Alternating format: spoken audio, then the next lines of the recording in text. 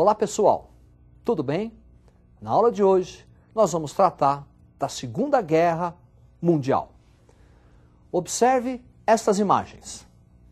Ataque japonês à base naval americana de Pearl Harbor e o desembarque anglo-americano na Normandia. A Segunda Guerra Mundial está relacionada com o expansionismo alemão. A partir da chegada de Hitler ao poder e a instalação da ditadura nazista, inicia-se uma expansão germânica em busca do tal do espaço vital. Observe o quadro. Expansionismo alemão.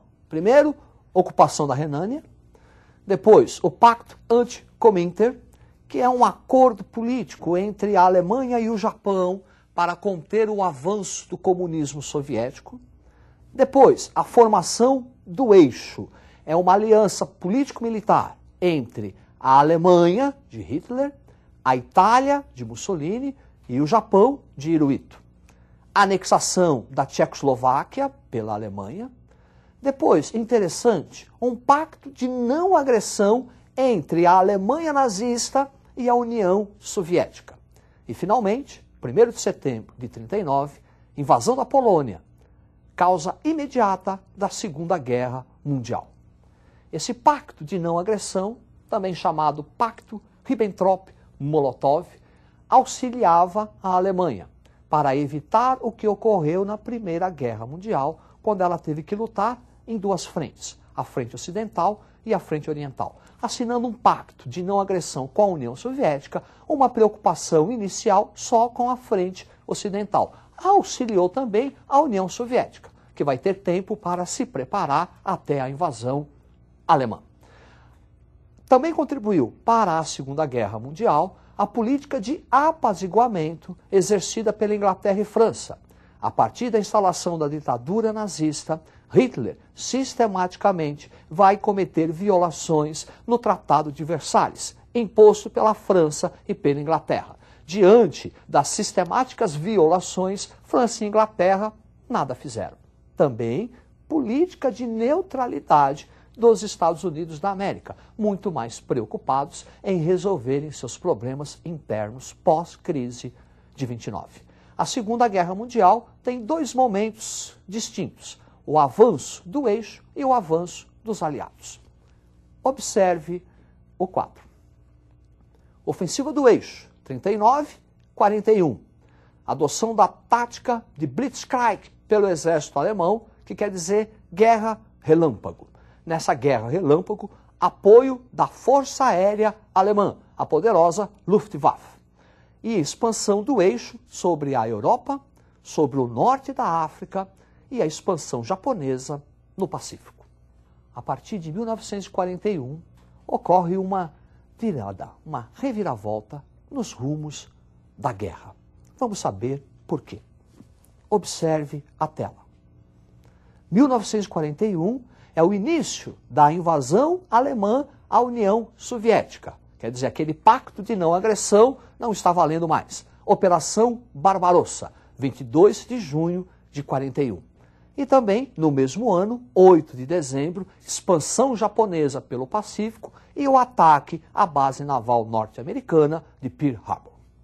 A partir daí, um segundo momento desta Segunda Guerra Mundial, caracterizada agora pelo avanço dos aliados. Observe o quadro. Ofensiva aliada, 1941-45. Batalha de Midway, 1942, que vai deter a expansão japonesa no Pacífico. Batalha de Stalingrado, 1943, que representa a primeira derrota nazista e marca o início da expansão soviética e a libertação do leste europeu. Dia D, que é o embarque conjunto de tropas anglo-americanas na Normandia para a libertação da França, 6 de junho de 44. E, finalmente, agosto de 45, os norte-americanos utilizam a bomba atômica, primeiro em Hiroshima, depois em Nagasaki. Ainda no transcorrer da guerra, a partir de 1943, os líderes das principais nações reúnem-se para tomarem decisões quanto ao final da guerra, o que fazer com as nações derrotadas. Tem início as chamadas conferências, que foram 4. Observe o 4. A primeira, Conferência do Cairo, 1943. Objetivo: discutir o mapa político da Ásia, que foi transformado pela expansão japonesa. O que fazer com a China, o que fazer com a Coreia. Depois, nós ainda vamos ter outras 3 conferências. Observe o 4. Conferência do Teherã. Nesta conferência, foi tomada a decisão do ataque conjunto inglês e norte-americano à Normandia, o famoso dia D. E também levantou-se a hipótese da divisão da Alemanha em zonas de influência. A divisão da Alemanha será ratificada numa próxima conferência, considerada a conferência mais importante de todas. Observe. Conferência de Alta. Ficou decidido a divisão da Coreia em 2 partes. Coreia do Norte, comunista. Coreia do Sul, capitalista. E divisão da Alemanha em áreas de influência. Alemanha Ocidental, sob a influência capitalista. E Alemanha Oriental, sob a influência comunista. E último, o Acordo de Potsdam, a Conferência de Potsdam. Observe a tela. Efetivada a divisão da Alemanha, não só da Alemanha, como também da capital alemã, Berlim. Berlim também será dividida em áreas de influência. A parte ocidental de Berlim, influência capitalista. A parte oriental de Berlim, influência comunista. E é na cidade de Berlim que foi erguido o famoso muro, o Muro de Berlim. Portanto, o muro divide a cidade, ou melhor, dividia a cidade de Berlim, e não a Alemanha. E a instalação do Tribunal de Nuremberg para o julgamento dos crimes nazistas. Após a Segunda Guerra Mundial, o mundo vai passar por uma série de consequências. E nós vamos observar as principais. Olho na tela. Consequências da guerra. Início da era atômica, desenvolvimento da Guerra Fria, considerada uma terceira guerra mundial, a criação de um organismo internacional para a preservação da paz mundial, a ONU, Organização das Nações Unidas, e o processo de descolonização da Ásia e da África. Sobre o processo de descolonização da Ásia e da África, nós vamos tratar numa próxima aula. Agora, nós vamos ver Guerra Fria. Guerra Fria consistiu num conflito ideológico entre o bloco capitalista e o bloco comunista. Observe o quadro. Guerra Fria, iniciada pela doutrina Truman, um discurso do presidente norte-americano ao Senado, Henry Truman, onde ele afirmava ser um dever dos Estados Unidos da América conter a expansão comunista. E aí inicia-se a Guerra Fria. De um lado, o bloco capitalista, sob a liderança dos Estados Unidos da América. Do outro, o bloco socialista, sob a liderança da União Soviética. Essa Guerra Fria será consolidada com a participação dos Estados Unidos da América na reconstrução econômica da Europa. Saiu da Segunda Guerra Mundial com a sua economia destruída. Os norte-americanos vão ajudar na reconstrução. Observe o quadro. É o famoso Plano Marshall. Ajuda econômica para a reconstrução europeia. O país que receber a ajuda econômica, em troca, deve conter o avanço do comunismo. Além do Plano Marshall, que é uma política americana externa, internamente, os Estados Unidos vão conhecer um movimento chamado macartismo. Observe o quadro.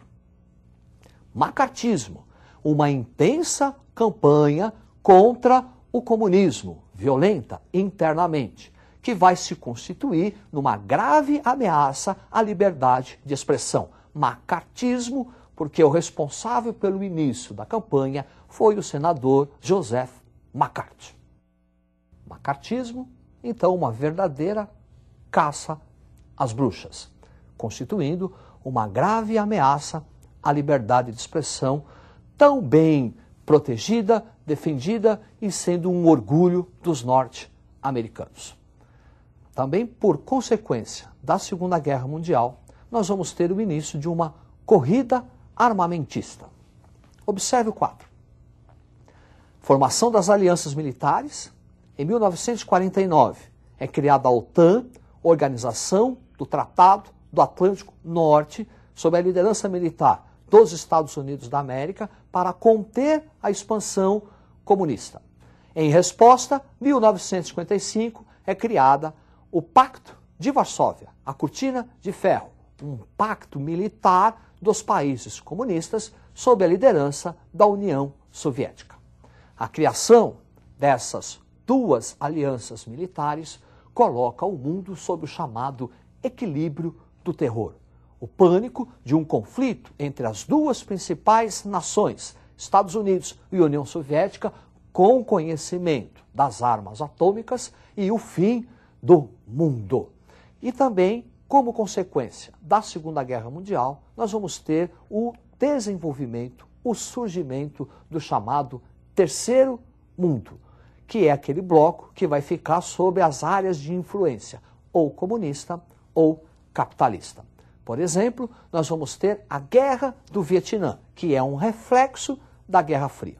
Nós vamos ter a Revolução Cubana, e na Revolução Cubana nós vamos ter a crise dos mísseis, que também caracterizam um reflexo da Guerra Fria.